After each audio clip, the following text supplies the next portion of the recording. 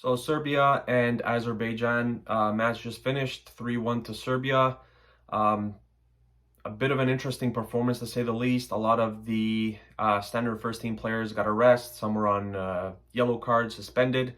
So it was a little bit of a lot of players who haven't played much thus far got some playing time today.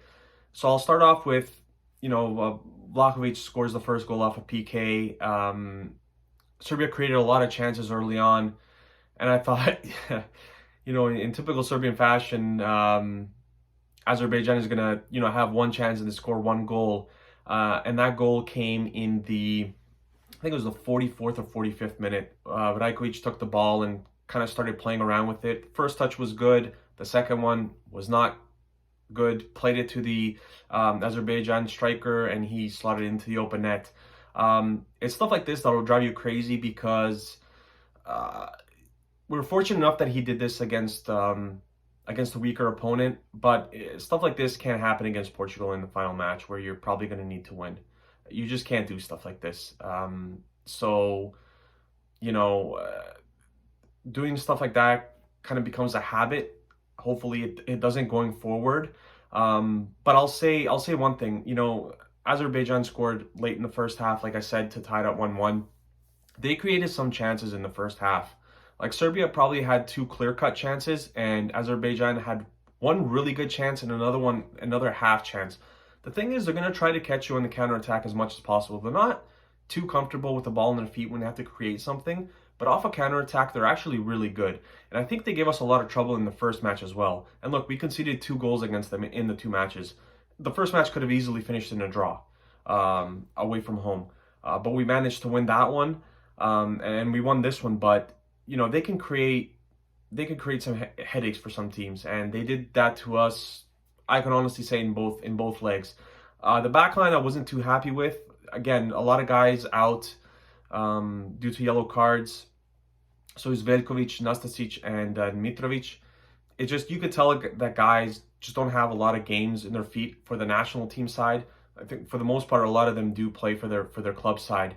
And when you have to resort to a 3 at the back, I think it limits you kind of offensively. A lot of guys, with a 3 at the back are going to be responsible for kind of playing the ball out with their feet a lot and, connecting with the midfielders and kind of getting everything started, the attack, so to say. And I think a lot of guys aren't comfortable with it. Azerbaijan didn't attack us too much in the first half, but it felt like every time they did, they almost created a half chance every single time, that they got past half. So it's very worrisome for me going forward because we know the talent that Portugal has, and we simply have to be a lot better. Can it get better? I don't know. I think it's just up to the quality of the players. Sure, Milenkovic and Pavlovic are going to be back. Pavlovic is still only 20 years old. He's probably our best defensive defender, so to say. Milenkovic is an okay defender, but I think a lot of his good attributes come from headers and free kicks where he can be a danger in the opponent's 18-yard box. But, the second half gets underway. Vlahovic scores his second of the game, 2-1, and Tadic scores off a penalty kick, another penalty kick. So there was 2 in this match. I thought Vlahovic by far was the best player in today's match. I'm trying to think of any other standouts.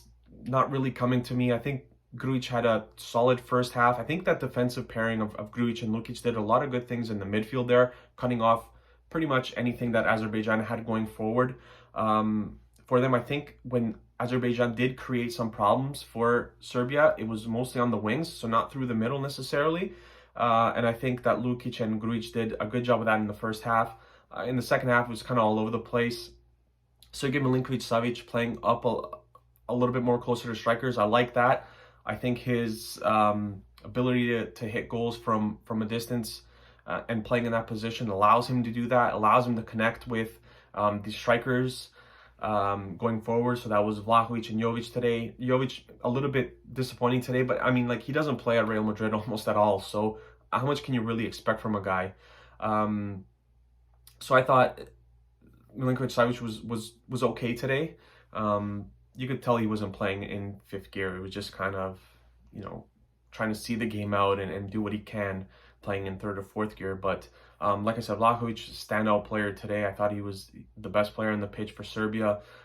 Looking ahead to the final match against Portugal, like I said, the back line is it's gonna have to be a lot better than it is. And can we play a lot better? I don't know. I think we got fortunate in the match against Portugal that we did play at home, because Portugal did give up a 2-goal lead. They're up 2-0. Diego Jota scoring both goals, if I remember correctly. And then Radonic kind of came on at halftime and he changed the game a little bit, which he hasn't done almost at all for Serbia since that game. To be fair, he hasn't played much either at Marseille, now at Benfica. So if we go down 2-0 to Portugal away, it's going to be very difficult for us to come back from that. I think we just kind of caught lightning in a bottle that one time, and I think Portugal kind of like eased off, thinking that the match was done, and we ended up scoring 2, and that was a big point for us. But we can't do that again. There is no way that Portugal's going to let that happen again. The only thing that I'll say is Portugal's backline wasn't great that game. Ruben Diaz looked very average, in my opinion, and Consuelo didn't play very good. I think it was actually Cedric Suarez who was on that end, where he got cooked a few times by Radonic once he came on, or it could have been Consuelo. I can't remember right now. But if there's one thing that I kind of look forward to, it's that their backline really hasn't been that great. So that's something that we can challenge. The thing with this Serbian lineup, and I was thinking about this today, the goalkeeping situation, Brajkovic is going to be the starter, I assume so. The back line, that Serbia is going to play with 3 center backs, just because we have no left and right backs almost at all. We have right wing backs and left wing backs, but no real right or left backs. And that Vlahovic and Mitrovic are going to play up top, assuming they're in form. And I think even if one of them does struggle a little bit, you're going to play both guys. That's just my opinion. So you already know that we're going to play 3 at the back, and we're going to play with 2 attacking players.